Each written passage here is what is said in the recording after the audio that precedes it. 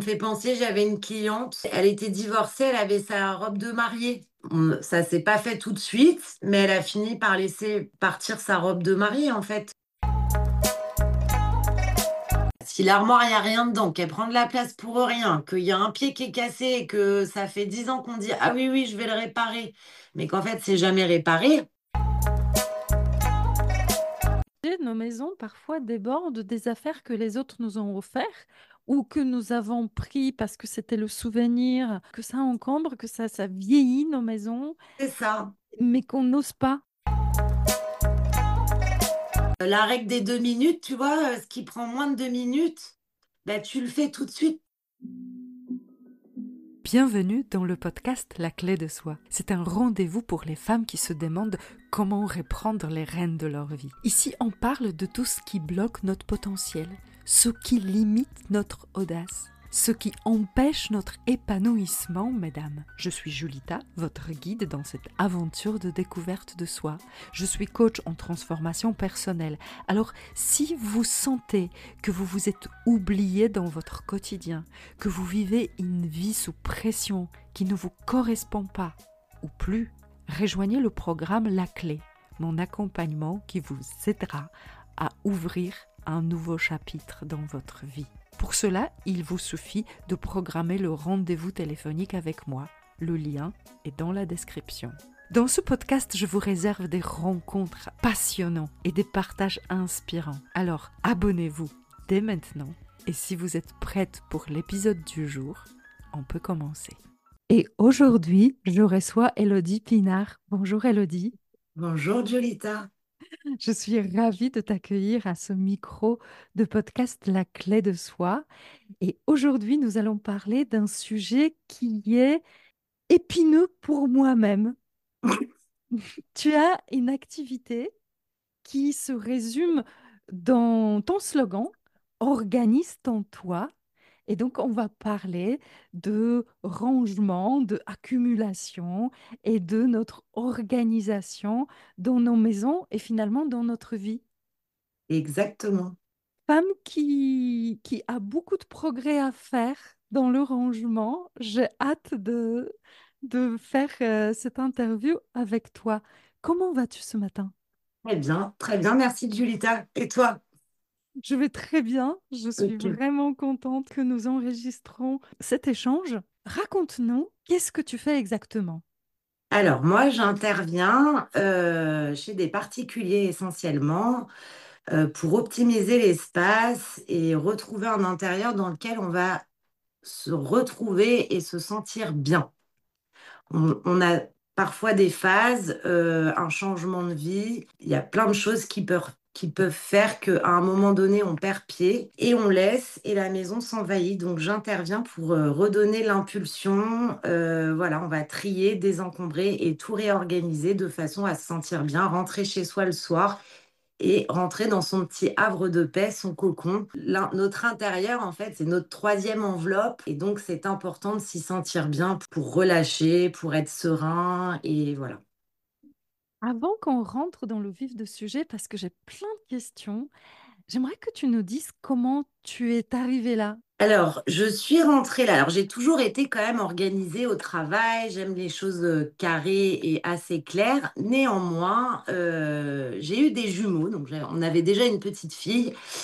Et à notre grande surprise, on a eu deux petits bébés qui sont arrivés comme ça. Et là, ça a été un chamboulement émotionnel, physique, enfin plein de choses.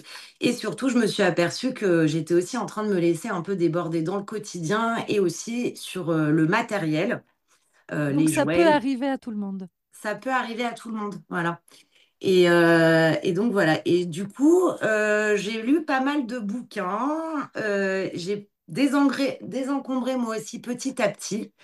J'ai fait un vrai travail et en fait, je me suis rendu compte que c'était la clé en fait pour vivre plus sereinement chez soi enfin pour tout le reste en fait. Ça agit vraiment sur toute la sphère émotionnelle, familiale, voilà. Et donc, je me suis formée avec Elodie Lafédusserie et aussi Elodie Wery, qui est une des pionnières du home organizing en Belgique et j'ai décidé de me lancer dans l'entrepreneuriat. Qu'est-ce que tu as appris quand tu dis tu t'es lancé dans les lectures, tu as approfondi le sujet? J'ai approfondi et en fait, ça a été un peu comme une révélation. J'avais envie de partager ça à d'autres personnes, en fait, qui ont besoin. Qu'est-ce que tu Euh, as appris dans cette phase-là? et ben, en fait, d'avoir moins de choses, ça permet de profiter de l'essentiel, je dirais. De Ouais. l'essentiel, de profiter de ce qui compte. Donc, ça peut être ce qui compte, c'est eux, les passions, des hobbies, ou ce qui compte, c'est EUX, profiter de nos familles, prendre du temps, en fait, parce que, en fait, aujourd'hui, on a tous des quotidiens un peu à 1000 à l'heure, et on passe à côté de beaucoup de choses, on s'énerve, on cherche, on perd beaucoup de temps à chercher. Et voilà, et on passe à côté de choses en fait essentielles de nos vies. Et qu'est-ce que tu dis aux personnes qui ont du mal à se séparer des différents objets à cause d'un attachement émotionnel? Ah bah alors ça, l'attachement, on va poser des questions en fait sur un accompagnement. On avance de manière, on va au rythme de la personne parce que chaque histoire, chaque famille, chaque cas est différent et donc on va s'adapter. Évidemment pour les objets un peu personnels. Alors déjà c'est l'objet, en général, on commence pas par ça, mais oui, ça vient effectivement. Il y a un moment donné où on arrive sur ces objets-là et on va poser des questions et petit à petit, la personne va se rendre compte qu'en fait, on le garde parce que on n'a pas envie de culpabiliser, parce que ça appartenait à un tel. On le garde au cas où. Donc, évidemment, il y a beaucoup de freins, mais ensemble, justement, d'où l'intérêt de se faire accompagner par Ouais. une tierce personne qui est externe à la famille ou les amis, parce qu'en fait, c'est complètement différent. Et tu disais qu'on commence pas par les objets, par quoi on commence alors? Ben, alors déjà, on fait le tour ensemble de l'habitation et on voit laquelle est la priorité la plus importante. Donc, ça peut être une cuisine, une chambre. Et en fait, on fait les objets sentimentaux vraiment en dernier, quoi. C'est vraiment c'est la catégorie la plus dure à faire. Quels sont les objets plus faciles alors? Bon, les vêtements, la cuisine, les chambres, la salle de bain, ça, ça va assez vite. Et quand on a une maison bien remplie, je ne vais pas dire Ouais. encombrée, parce que à force de vivre dans nos maisons, on n'a pas cette impression-là, mais des maisons bien remplies, quel peut être l'impact sur notre mental bien rempli? Clairement, on va avoir du stress, une accumulation de stress. Il y a aussi la pollution visuelle, en fait, de voir tout le temps tout un tas d'objets. Et ben, en fait, ça circuite un peu dans notre esprit, voilà, donc ça va amener du stress, de la fatigue, une surcharge émotionnelle aussi beaucoup. Hmm. Et donc c'est pour ça que, alors l'idée c'est pas non plus d'être minimaliste et de plus rien avoir, voilà, mais l'idée c'est de faire du tri au fur et à mesure et en fait essayer de pas garder des objets en fait qui sont liés à des habitudes culturelles et émotionnel. Et bon, il y a aussi aujourd'hui, en 2025, on achète facilement des choses. Il y Ouais, a aussi toute cette part de surconsommation aujourd'hui où de notre canapé, on clique et puis hop, on achète un truc, on se le fait livrer le lendemain, quoi. ouais. Mais ça, c'est aussi une pression, la pression de cette nouvelle société de surconsommation qui nous pousse aussi à accumuler sans avoir besoin, en fait. Est-ce que tu conseillerais de désinstaller ce genre d'application? Ouais. Totalement. Enfin, oui, oui, bah oui, totalement. Et j'ai des personnes effectivement qui achètent beaucoup sur des sites Temu, etc. Et en fait, ils sont envahis. Et puis en plus, c'est des trucs qui marchent pas. Alors bon, moi, j'essaie d'inculquer ça à mes enfants.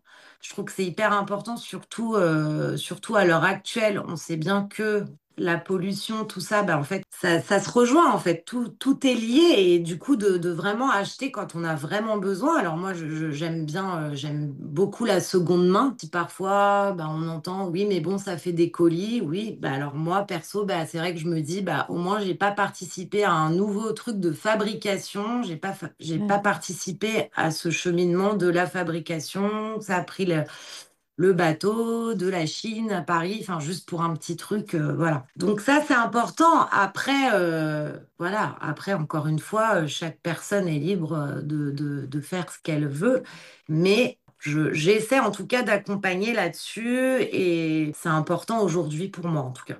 Donc, quand tu travailles avec des personnes pour ce que tu nous as présenté au début de désencombrer une maison, Oui, tu proposes tout de même un accompagnement qui est beaucoup plus profond parce que, comme tu m'as dit, tu discutes avant d'entamer les travaux, mm. pendant pour libérer la charge émotionnelle qui peut être liée avec des objets, mais aussi tu vois comment on peut maintenir l'espace après.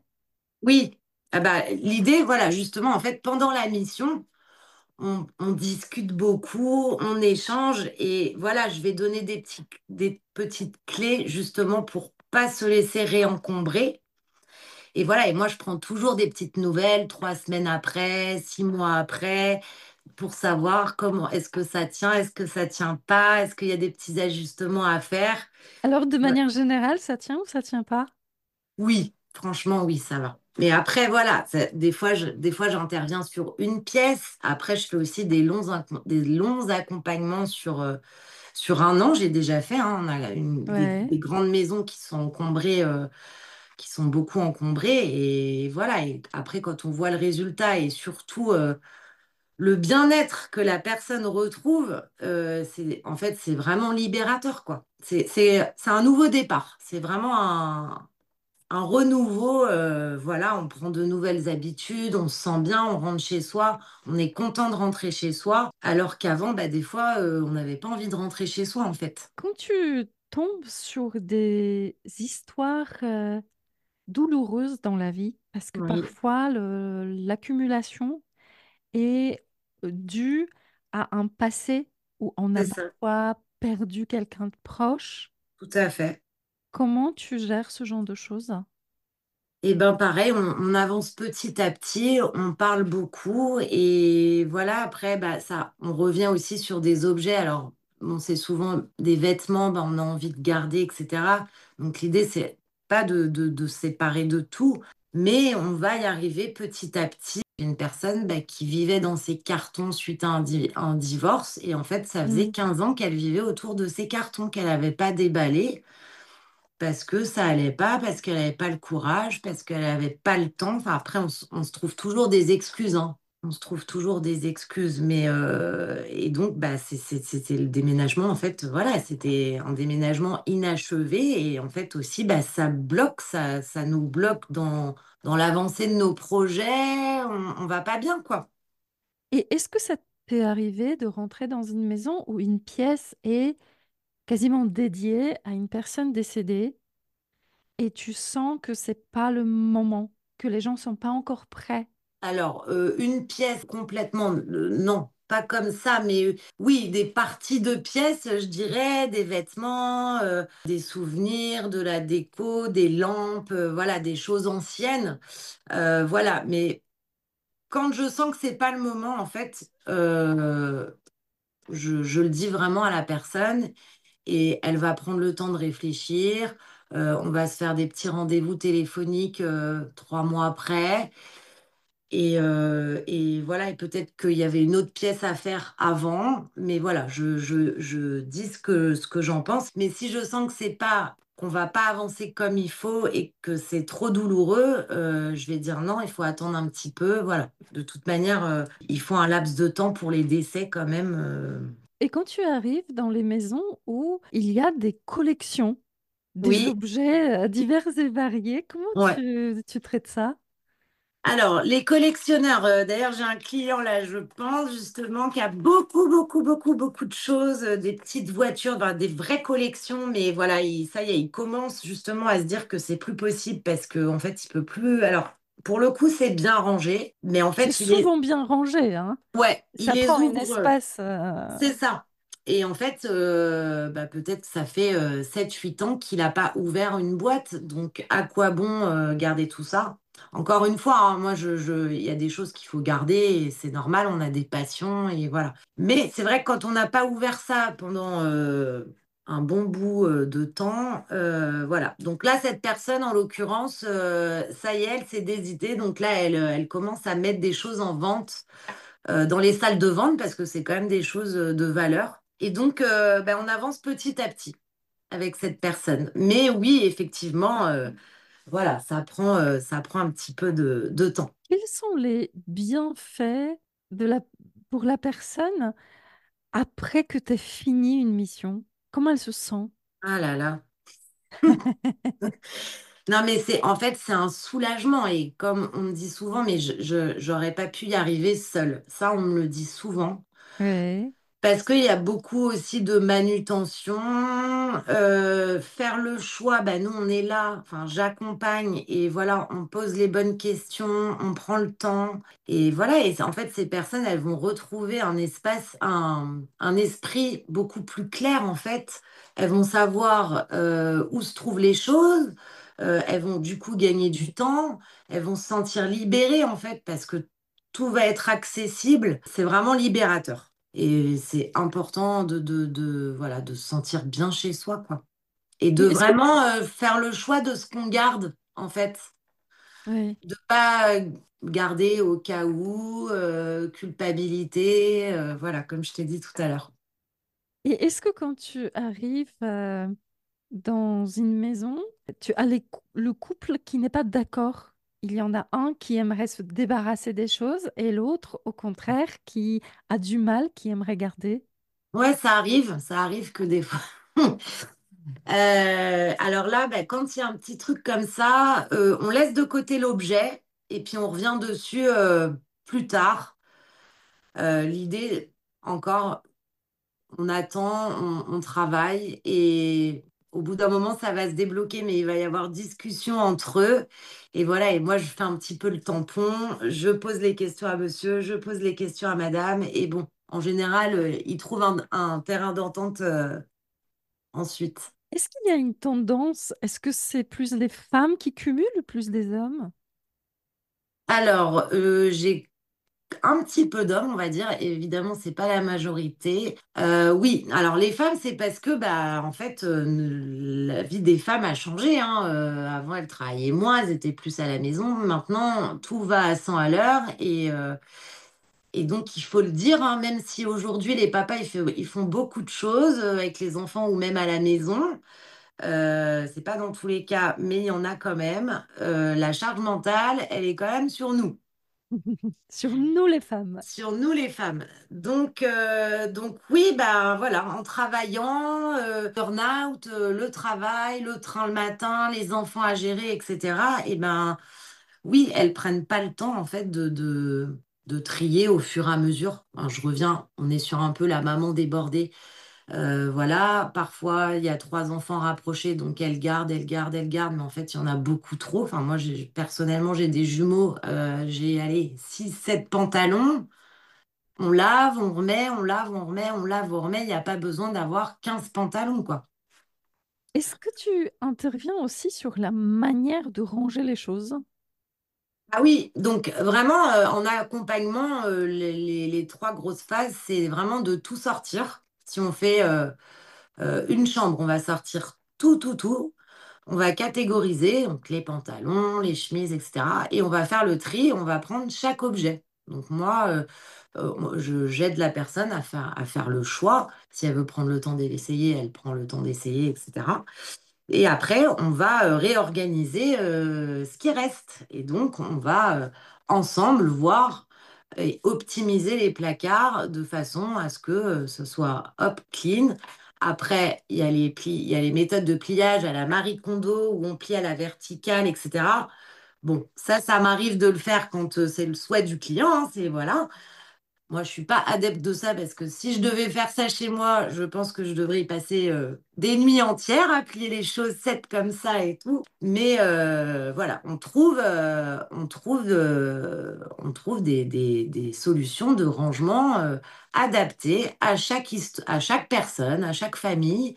Et on prend en compte en fait le quotidien aussi parce que évidemment, la maman qui travaille pas ou qui travaillent moins, enfin les horaires, etc. Voilà. Et en même temps, lors de l'accompagnement, souvent on va discuter justement des routines à mettre en place. Voilà, donc ça c'est un petit peu le petit plus, mais ça se fait naturellement. Et du coup, comment gagner du temps, comment s'organiser et être moins stressé le matin, par exemple, avant de partir à l'école. Est-ce que tu peux nous dire une ou deux routines que tu vas préconiser? Alors oui, pour la maman un petit peu débordée, je dirais déjà préparer les affaires la veille pour les enfants, c'est quand même important. C'est quand même un gain de temps, ça évite la petite crise, qu'est-ce que je mets? Non, je veux pas mettre ça et tout. On décide ensemble. Le soir, moi, c'est souvent mettre le lave-vaisselle, évier propre, éventuellement mettre les bols des petits déjeuners sur la table. Voilà, c'est déjà fait. C'est des petites choses toutes simples, mais qui vont permettre de gagner du temps et en fait d'être moins énervé. Donc ça, c'est sur l'organisation Ouais. et sur la manière de ranger sa maison. Est-ce que il y a une ou deux routines qui peuvent... Eh ben oui, tous les soirs, 15 minutes, on remet les choses à plat soit avant le dîner ou soit après le dîner. On peut mettre la musique et puis on se dit, allez hop, 15 minutes, c'est pas grand-chose. Chacun prend ses petites affaires qui traînent à droite, à gauche, et hop, chacun les range à la place où ça doit aller. Et quand tout est bien organisé, chacun sait où il doit poser ses affaires, quoi. Est-ce que dans ces accompagnements, tu prends en compte les enfants? Est-ce qu'ils Ah participent oui, à... ah oui, Parce oui. que tu me fais penser que les chambres d'enfants, voire d'ados, c'est toujours Alors bon, les chambres un d'ados sont un sujet. peu particuliers.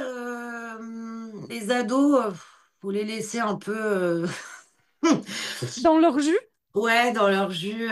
Bon, si ça m'arrive de faire des adolescentes, je dirais plutôt, parce que chez les garçons, c'est un peu plus complexe, mais chez les filles, ça arrive que les mamans les motivent et elles se disent, OK, ouais, c'est vrai que là, c'est plus possible. Parce que tu me dis 15 minutes pour tout le monde, que chacun récupère ses affaires. Donc j'imagine les ados qui récupèrent leurs affaires et qui les mettent au milieu de leur Ah ouais, chambre. eux, ils vont aller, hop, même si c'est propre, ils vont aller mettre dans le linge, dans le bac à linge sale. Et puis... Donc je me dis, Non, est-ce qu'on discute de ça? Est-ce que tu interviens aussi ah sur oui, ce oui, sujet-là? ah bah oui, tout à fait. Mais voilà, en tous les cas, si je dois faire une chambre d'ado, c'est toujours avec l'ado, hein. Donc voilà, Oui, pareil, on discute beaucoup, on fait ensemble, on trouve des solutions, on voit ce qu'elle a envie, ce qu'elle n'a pas envie, et encore on trie, parce que c'est vrai que les ados, des fois, ils ont encore leurs petits jeux quand ils avaient 6, 7 ans dans leur chambre, hein. Si ça n'a oui, jamais été fait, voilà. c'est vrai. Et Donc donc, voilà, et planifier les repas aussi, j'allais dire, planifier les repas. ah oui, ça va loin alors. Planifier les repas, nous on aime bien faire ça là, depuis un petit moment et en fait c'est vrai que ça évite la fameuse question, qu'est-ce qu'on mange ce soir? Tu les planifies à quel moment le repas? Alors nous souvent on fait ça le dimanche parce que moi dans mon orga, je sais que j'ai un créneau tel jour, que je vais aller faire les courses tel jour. Et du coup, les enfants, ils prennent un petit livre de cuisine, ils feuillettent, et puis on a plastifié on mange quoi ce soir qu'on met sur notre petit frigo. Et du coup, ça marche très bien. On se laisse toujours un soir où soit c'est croque-monsieur, pizza. Voilà, j'ai toujours une petite pâte à pizza. Voilà, et les enfants adorent ça. Des champignons, des lardons, on a tous ça normalement dans nos frigos. Et puis hop, ils font, et ils sont hyper contents de faire. On est plus sur le home management. Là, je suis en train de me disperser Oui, du rangement. Mais voilà, je sais pas. j'accompagne aussi un petit peu dans le home management, justement, comment s'organiser en fait. C'est ce que j'allais dire parce que je trouve pas que tu te disperses, mais je vois que ton accompagnement est très large C'est ça. et que quand tu dis organise ton toit, c'est pas uniquement Alors, ouais, c'était OIT, mais la... en vrai, oui, il y a la petite subtilité de organise ton toit, voilà. Finalement, on organise la vie sous ton toit. Depuis tout à l'heure, on dit que tu interviens auprès des personnes. On va préciser que tu es dans l'Oise. Alors, je suis dans l'Oise, j'interviens dans toute l'Île-de-France, les Hauts-de-France. Voilà, je me déplace et je fais aussi un petit peu en vidéo. Mais du coup, c'est à la personne, je vais donner, en fait, on reste, c'est des petites sessions d'1 heure en fait, et donc je vais faire un petit plan d'action pour la personne, mais du coup, c'est elle qui fait toute seule, en toute autonomie, voilà. Et donc, elle m'envoie des photos, on se parle. Voilà, et à la suite de ça, bah, parfois on continue et une fois qu'elle a réussi à réorganiser chez elle, désencombrer et tout, et ben ça arrive qu'on fasse un peu du home management, donc comment s'organiser, comment créer sa routine et donc j'adapte au quotidien de chaque famille et de chaque habitant, enfin voilà, de chaque personne qui est dans la famille et voilà, et on adapte selon leur emploi du temps. Est-ce qu'il y a une tranche d'âge qui va plus facilement vers toi? Les personnes qui me contactent, c'est entre 35 et puis les seniors aussi beaucoup. Voilà. C'est souvent les mamans débordées, voilà, et les seniors, voilà. Donc, souvent, ce sont des femmes qui font appel. Qu'est-ce qu'elles disent, les femmes, quand elles te contactent pour la toute première fois? Et ben, elles me disent la vérité, qu'elles sont débordées, que parfois elles savent pas comment elles ont pu en arriver là.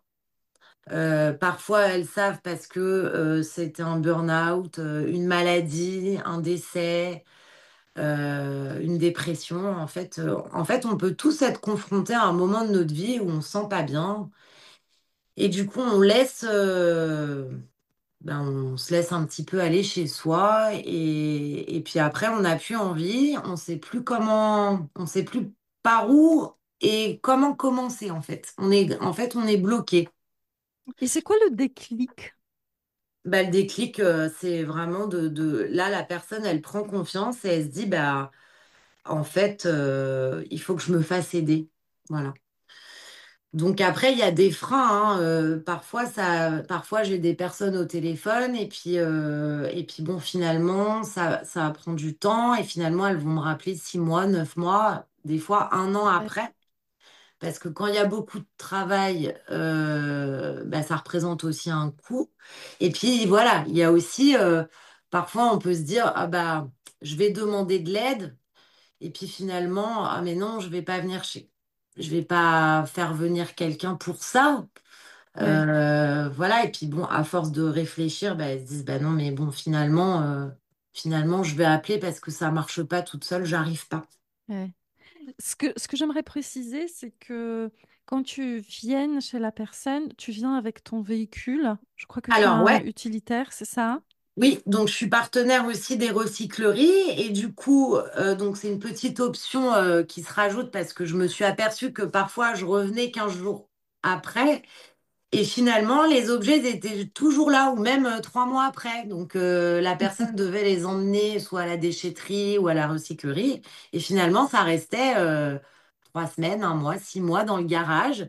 Et donc voilà, et du coup je me suis dit, bon j'ai quand même une voiture assez, avec 3 enfants, j'ai une grosse voiture.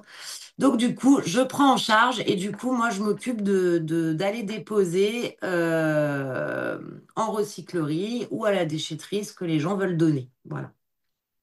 Ce n'est pas la même Donc, chose, la déchetterie et la ah recyclerie. non, bah non, non, non. Du coup, moi, je suis beaucoup. Voilà, le don, c'est très important. Ça crée des emplois et voilà, il y a toujours des gens qui ont besoin aussi. Et donc, quand c'est des objets en bon état qui peuvent encore servir, et ben les personnes donnent, voilà. Après, parfois, c'est des choses de valeur, etc. Elles arrivent à se séparer. Bon, des fois, elles mettent en vente. Mais souvent, voilà, je repars souvent, très souvent, enfin quasiment tout le temps d'ailleurs, avec ma voiture pleine d'objets à donner. Oh.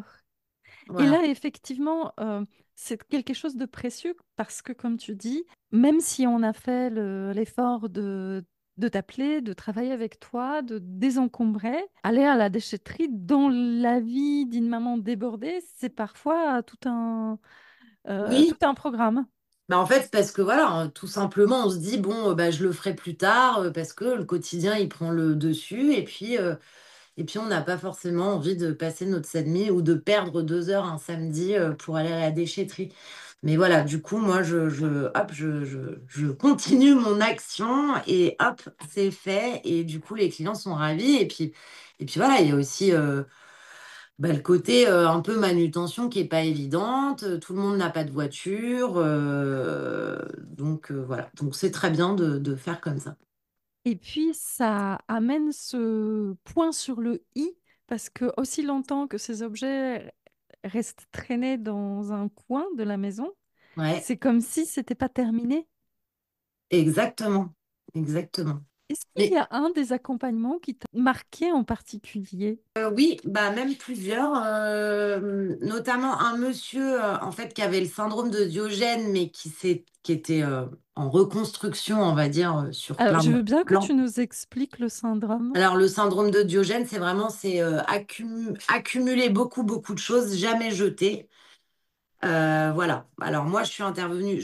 Normalement, j'interviens pas sur ce parce qu'on n'est pas assez formé. Il y a des sociétés spécialisées de nettoyage et à côté, il y a une prise en charge Parce que psychologique. c'est vraiment l'accumulation. On est incapable de jeter un carton de Ça, pizza, c'est hein. ça. Ouais, voilà, c'est ça. Même un magazine télé-loisirs de 1980, c'est très difficile. Donc voilà, ça. Mais après, ils sont pris en charge. Ils sont pris en charge, voilà. Et donc ce monsieur, donc ça allait beaucoup mieux en fait. Il y a une société qui était déjà venue. Ça faisait 9 mois, mais en fait, à la suite de ça, c'était clean, mais c'était encore dans les cartons.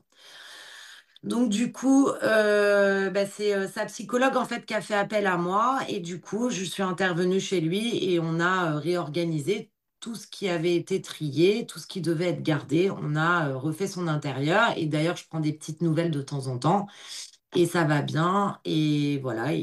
Enfin, en tout cas, ça revient pas. Donc ça, c'était vraiment un bel accompagnement. J'étais vraiment contente. Voilà, c'était top.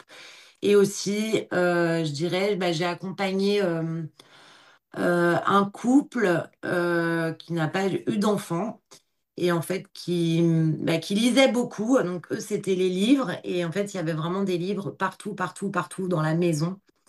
Et quasiment, on pouvait plus circuler. Bon, évidemment, il n'y en avait pas dans la cuisine, mais toutes les pièces.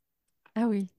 Voilà, et donc bah, ça a été très long. On a fait aussi le garage parce que bah, ils avaient perdu les beaux-parents, les parents, ils ont vidé des maisons, donc ils ont tout mis chez eux. Et en fait, c'était dans le garage depuis déjà 10 12 ans. Oui. Et le monsieur, bah, il voulait éventuellement rentrer sa voiture, mais enfin, c'était pas possible. Et donc, voilà, ça a été mon plus long accompagnement. Et voilà, et ils étaient, bah, d'ailleurs, on s'appelle de temps en temps. En fait, il y a des liens qui se créent. Et bah, voilà, ça, j'adore ça. C'est top, c'est ce que je préfère de voir après en fait, ils se sentent écoutés, ils se sentent soutenus, ils se sentent compris et du coup, après, voilà, il y a un soulagement, voilà, de ne pas se retrouver seul face à cette tâche et voilà, et de retrouver son intérieur dans lequel après on rentre chez soi, on est serein, on se sent bien, on a envie de cuisiner. Et quand il y a une cuisine qui est en bazar où on peut rien poser, on n'a pas envie de cuisiner. Et voilà, et un placard, c'est pareil, un dressing, c'est pareil. Quand tout est en bazar, on n'a pas envie, on perd du temps à chercher, on s'énerve, voilà. Et puis bon, finalement, on prend un truc, on s'habille. Voilà, Ouais. donc c'est vraiment libérateur, c'est retrouver un apaisement en fait. Voilà, c'est un renouveau, c'est voilà, au moins on sait ce qu'on a, on cherche plus. Écoute, je pense que tu donnes envie à toutes les personnes qui nous écoutent de regarder leur intérieur d'un œil différent, Déjà, Voilà, après, faut pas non plus. Une maison, ça doit vivre aussi. Tu vois ce que je veux dire? oui. On n'est pas dans le truc, faut pas que ça bouge. C'est pas un magazine déco. Mais on a bien compris dans la Voilà, manière dont tu racontes, dans la manière dont tu parles. En tout cas, moi, j'ai bien compris que tu es pour une maison vivante, une maison où on peut parfois se perdre dans un petit bazar quotidien, mais que on fait l'effort, 15 minutes le soir, de ramasser, de ranger, et c'est ça. peut-être des moments un peu plus lents. Oui, mais bien sûr, mais bien sûr. Tu vois, il y a une règle, une petite règle, la règle des 2 minutes. Tu vois, ce qui prend moins de 2 minutes, bah, tu le fais tout de suite. Tu vois, au lieu Ouais. de et ça, en fait, c'est des choses toutes simples, mais quand on prend l'habitude, et ben, ça se fait facilement. Merci beaucoup parce que grâce à toi, j'ai découvert vraiment une autre manière de appréhender son espace. Ouais, Et surtout, là où j'adore, c'est ce côté lien émotionnel que on peut aller travailler. On bien n'est pas sûr. attaché à vie à un objet. Non, Et c'est un terrain aussi de faire, de mieux se comprendre. c'est ça. Bah, c'est oui, oui. Non, mais totalement. Tu as totalement raison, Julita. C'est ouais, de se comprendre, de comprendre son fonctionnement et pourquoi. Le rangement, c'est pas que du rangement. Il y a plein de sphères autour et Je il faut. vois aussi un cadre où on peut se poser la question sur notre perception du passé. Ouais. Bah, Et ce qu'on a vécu, hein, ce qu'on a vécu aussi, ça vient au fait, ça vient dans ton. T'encombres pas pour rien, quoi. Il y a toujours quelque chose derrière. donc ça peut être une motivation pour aller peut-être faire la paix avec son propre histoire, Aussi, aussi, ouais. des deuils, des traumatismes, des... Exactement. Il faut passer au-dessus. Tu vois, ça me fait penser, j'avais une cliente, elle était divorcée, elle avait sa robe de mariée, Ouais, tu vois. Ça s'est pas fait tout de suite, mais elle a fini par laisser partir sa robe de mariée, en fait. Et je pense que bah, ça l'empêchait aussi d'avancer, de se reconstruire, de trouver, tu vois. Et ouais. même si oui, je comprends, c'est sûr, c'est sa robe de mariée, voilà. Mais bon, divorcée, t'es plus avec la personne, ça te rappelle des mauvais souvenirs. À quoi bon garder ta robe de mariée? Encore une fois, voilà. Moi, jamais je pousse, c'est toujours la personne qui prend la décision. Jamais je force, et voilà. Mais déjà, le cheminement, déjà, rien que le fait d'en parler, voilà. Et finalement, elle a laissé partir sa robe de mariée. Voilà, où souvent on a des vases qu'on a récupérés des grands-parents, mais en fait le vase il nous plaît pas forcément et en fait on s'en Ouais. sert pas, donc il est là, mais voilà, à quoi bon? Bon, alors du coup maintenant j'ai trouvé, parfois on prend des photos et donc mes clientes, ça y est, elles laissent partir. Et puis, elles le prennent en photo et du coup, ben voilà, elles l'ont toujours avec elles, sauf qu'il n'est plus là physiquement, mais elles l'ont. Et oui, c'était quelque chose qui appartenait à la famille, oui, mais oui, tu t'en servais pas. Oui, ça prenait de la place. Et Oui, voilà. parce que ça, c'est encore un autre sujet. Nos maisons, parfois, débordent des affaires que les autres nous ont offert ou que nous avons pris parce que c'était le souvenir d'une tante, des Oui, parents, oui, voilà, ouais. mais que c'est plus à la mode, que ça encombre, que ça vieillit nos maisons, C'est ça. mais qu'on n'ose pas. Ben, c'est la culpabilité, en fait. Tu culpabilises de laisser partir le vase de ta grand-mère. Parfois, Voilà. c'est un armoire ou un lit. Oui, Ça peut être bah, plus encombrant que ça. ah bah oui, totalement. Combien de gens ont des armoires bon, après, ça sert, hein, c'est sûr qu'on peut ranger des choses. Voilà, encore une fois, l'idée, c'est pas de se retrouver avec plus rien.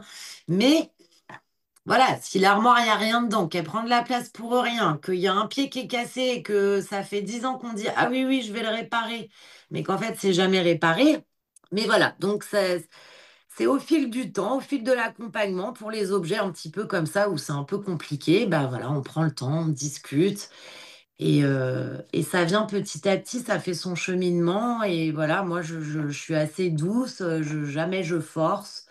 Voilà. Et puis, encore une fois, bah, quand on a déjà fait une pièce moins importante émotionnellement, en fait, déjà, la personne se rend compte des bénéfices. Et est-ce que si la personne te dit, j'aime plus du tout ma déco, j'aimerais me débarrasser de tout, est-ce que tu interviens aussi dans La déco. l'achat ou la déco Alors non, je fais plus, des fois je fais des shopping lists quand la cliente elle a vraiment une idée bien précise, par exemple d'un dressing et qu'elle veut des jolies boîtes et qu'elle n'a pas forcément envie d'aller chez Ikea ou voilà, donc je lui fais des petites propositions et donc ça m'arrive d'aller chercher pour la cliente ce qu'on va utiliser en mission. Mais sinon, vraiment la plupart du temps, en fait, les premières fois, en fait, on fait avec ce qu'on a. En fait, déjà le Ouais, tri, réorganiser, etc. Et après, si la cliente vraiment elle veut, bah, soit je travaille un petit peu avec elle, on va regarder ensemble et voilà, ou soit elle s'en occupe après. Mais voilà, l'idée, par exemple, des boîtes, tu vois, dans les dressings, bon, ça dépend, hein, mais l'idée, c'est le moins de gestes possible aussi, tu vois, pour gagner du temps au quotidien. Parce que s'il faut que tu sortes en haut une panière, faut que tu la poses sur ton lit, que hop, faut bien tenir le reste pour attraper ton petit t-shirt, voilà. Tu vois, il y a tout ça aussi. Mais après, ouais. voilà, ça dépend si c'est une commode, un dressing, voilà. Mais moi, j'aime bien le moins de gestes possible. Donc finalement, dans l'organisation, le diable se cache dans les détails. Ouais, finalement, ouais. Mais Élodie, c'était passionnant. Merci beaucoup parce Bah, merci à que toi, Julita. J'ai adoré aussi ce petit temps. c'est vraiment la première fois que j'invite dans ce podcast un home organizer, c'est ça? Ouais, home organizer, Home organisatrice organizer. d'intérieur, coach en rangement. Bon, j'aime pas trop coach parce qu'il y a beaucoup de coachs maintenant, Beaucoup trop mais de coach. organisatrice d'intérieur, c'est sympa, ou home organizer. Après, c'est pas encore très très connu, mais ça commence à le devenir et ça, c'est top parce que c'est vraiment presque d'utilité publique, hein, je dirais. En fait, voilà, tout le monde peut avoir besoin et Absolument. Et merci pour cette profondeur qui nous a montré que ça va beaucoup, beaucoup plus loin que juste le rangement. le rangement, le désencombrement. Et Élodie, comment on peut te trouver? Alors, j'ai un site internet, donc On va mettre le lien dans la organisation.com. description. Voilà, après, je suis sur Instagram et aussi Facebook. Et Donc, organise ton toit sur TOIT, hein, Instagram. TOIT à la fin.com. Et déjà, bah, sur mon site, il y a pas mal de choses. J'ai bien expliqué comment ça se passe, etc.